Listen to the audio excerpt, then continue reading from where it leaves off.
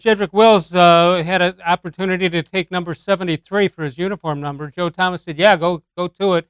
But Kevin Stefanski snuck in and said, "No, first of all, that's very generous of Joe to offer that number, but I just didn't think it was the right thing to do for a bunch of different reasons, and I told Jed that.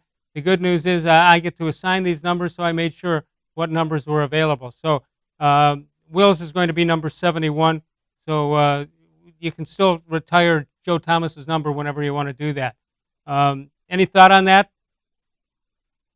Well, Les, is it not true that his college number, Wills's college number 74, is taken by Mr. Hubbard? Yep. Chris Hubbard. So I guess it was interesting that he couldn't get 74 from Hubbard, but he was going to get 73 from Thomas. But then again, I don't know. Chris Hubbard it might be a special number in his heart, and he's still active, so I'm not going to dog him there. I want Hubbard to be a contributor on the Browns, of course, in a rotational way. But all I care about, I don't care about the number. I don't care about what the uniform looks like.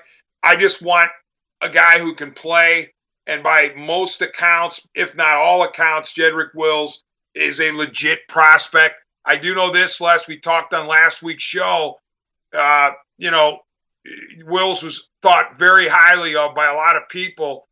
And one guy that I respect and trust immensely is former Brown and former NFL player Louis Riddick, who has been in several front offices and now works as an analyst for ESPN. And Louis Riddick said in his mind, go in the run-up to the draft, not just after the draft was over, but in the run-up to the draft, he said it was Jedrick Wills and everybody else in that tackle class. So it doesn't surprise me that the Browns went with Wills. No, and I never believed that you had these four tackles that all four were equal. Some had flaws, some had things that they were very successful at.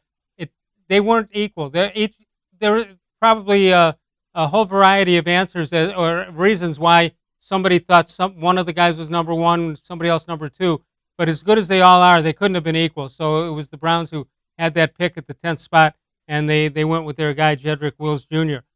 Joe Thomas, future Hall of Famer, had this to say: "Does this man move like an all-pro in the NFL? The technique he is using, the dominance, the finish, the change in directions, the explosion that he had, the way he could bend his ankles, knees, and hips and create force and power. When guys tried to bull rush him, he was firm and stout. That's the only one guy looked like that, and that was Jedrick Wills." It's easy to say, coming from Joe Thomas, you got to believe in that, right? Who would know better? Well, and we had said on previous shows that Joe Thomas would have been a great resource for the Cleveland Browns to use. We can't know for sure what was done behind the scenes, but my guess is the Browns did in fact use Joe Thomas as a resource, as an evaluator. Not to say that they couldn't have arrived at Jedrick Wills without Thomas's input, but it certainly came across post-draft or post-pick that Joe Thomas was bullish on Jedrick Wills. So it wouldn't surprise me at all if he had evaluated the tape of these top tackles and said Jedrick Wills is just as good as any of them, if not better in many cases.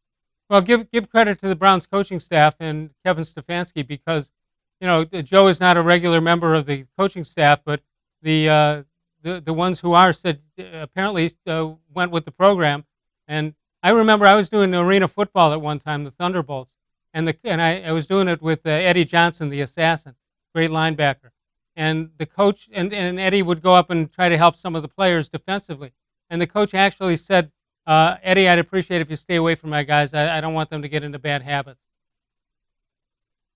Yeah, it's you and I date to the Thunderbolts in the '90s, Richfield Coliseum, yeah. Earl Bruce, and all those guys. But I remember the practices at the IX Center. Yeah, absolutely.